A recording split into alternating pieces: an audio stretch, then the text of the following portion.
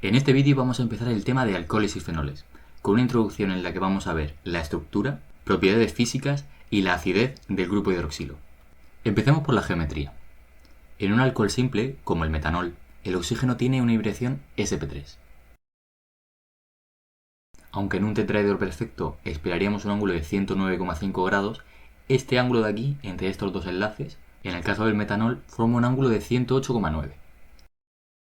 Esto ocurre porque los dos pares libres del oxígeno ocupan más espacio y empujan ligeramente a los enlaces hacia abajo, haciendo que el ángulo entre ellos disminuya. El tipo de carbono al que se une el OH lo cambia todo. En los alcoholes, el hidroxilo se une a un carbono sp3. En el caso de los enoles, el carbono al que se une el OH es un carbono sp2 que forma un doble enlace.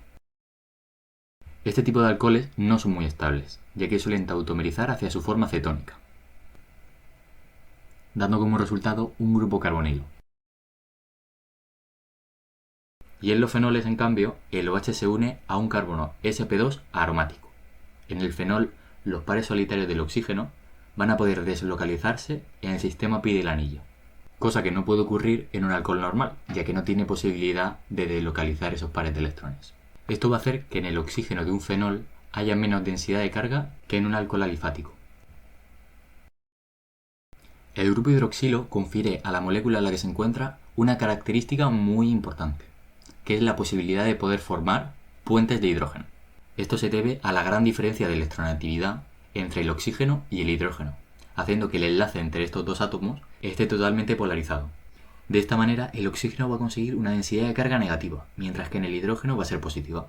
Esta diferencia de densidades de carga va a hacer que diferentes moléculas interactúen entre ellas, formando así una red intermolecular muy fuerte.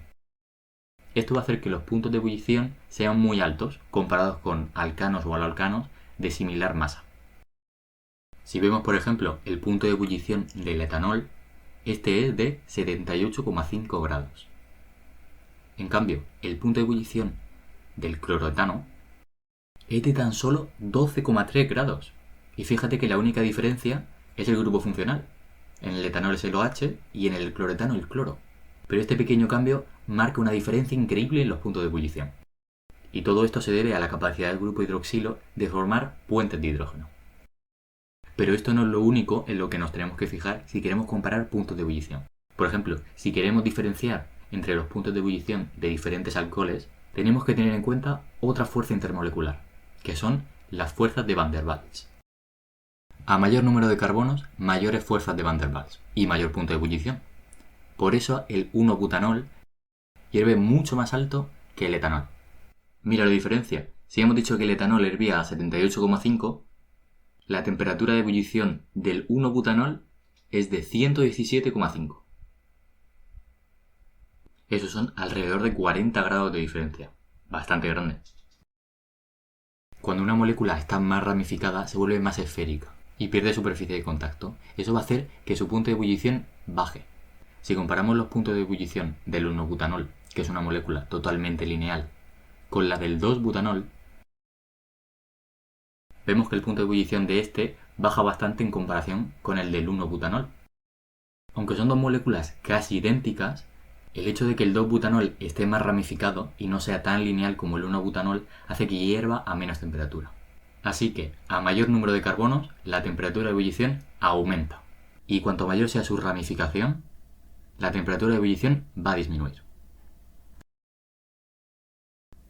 Pasemos ahora a hablar de otra propiedad física muy importante, que es la miscibilidad con el agua, que es su capacidad de mezclarse con ella en cualquier proporción. Algo que no es miscible con el agua no se mezcla con ella. Por ejemplo, el aceite. Si mezclas aceite con agua, se forman dos capas diferentes. En el caso de los alcoholes, los de bajo peso molecular, como por ejemplo el metanol, etanol y propanol, son completamente miscibles en agua. Conforme vamos aumentando el número de carbonos, la miscibilidad va disminuyendo. En el caso ya del butanol, ya no son miscibles. Y esto es así porque en el butanol la región hidrófoba, que es la cadena de carbonos, es mucho más grande que la región hidrófila, que es el OH, haciendo que la molécula sea en gran parte hidrófoba y no se quiera mezclar con el agua. Y esto sucede a partir del butanol, es decir, que el pentanol, el hexanol y más para arriba tampoco van a ser miscibles con el agua. Pero esto estamos hablando cuando solo la molécula tiene un grupo hidroxilo.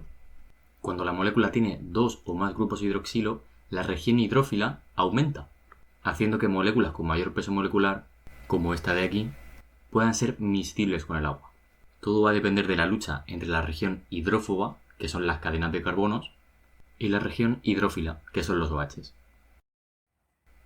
Ups, perdón por colarme en este vídeo, pero quería recordarte que suscribiéndote me apoyas un montón para ayudar a cientos de personas a estudiar y aprobar sus exámenes. Muchas gracias, y dicho esto, te dejo con el vídeo. Y vamos ahora con un punto muy importante, que es la acidez. Los alcoholes son ácidos débiles.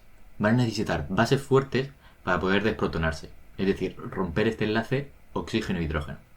Una de las bases que se puede utilizar para desprotonar un alcohol es el hidruro de sodio, dando como producto el correspondiente etóxido e hidrógeno. La acidez de los diferentes alcoholes depende de varios factores. Uno de ellos es la solvatación. Por ejemplo, comparemos la acidez del etanol con la del terbutanol. El pKa del etanol es de 16 aproximadamente y el del terbutanol es de 18. Esto significa que el etanol es 100 veces más ácido que el terbutanol. Los 3 grupos metilo del butanol impiden a las moléculas del disolvente acercarse a estabilizar la carga negativa por solvatación. Menos solvatación es igual a un anión menos estable. Como la base conjugada es menos estable, entonces el ácido es más débil. El etanol, en cambio, no está tan impedido. Esto hace que sea más fácil de solvatar y, por lo tanto, de estabilizar la base conjugada. La resonancia es otro factor a tener en cuenta. Los fenoles son más ácidos que los alcoholes alifáticos. Esto se debe a que los fenóxidos, es decir, la base conjugada de los fenoles, se encuentran estabilizados por resonancia gracias al anillo de benceno. Ese anillo hace capaz que la carga negativa que se aloja en este oxígeno se pueda distribuir a lo largo del anillo. Fíjate que el pKa de los fenoles está en torno a 10. Esos son 6 unidades menos que el etanol, que se traduce en que es 1.000.000 de veces más ácido que el etanol. Si además en el anillo de benceno añadimos algún grupo electrón aceptor, como es el grupo nitro, este pKa todavía va a disminuir mucho más. Tomemos como ejemplo el 4-nitrofenol. El pKa de esta molécula es de 7,2 aproximadamente, casi 3 unidades más bajo que la del fenol. Esto nos enseña la gran importancia que tiene la resonancia en la acidez de una molécula. Hasta ahora hemos hablado de solvatación, de resonancia, pero nos queda la inducción.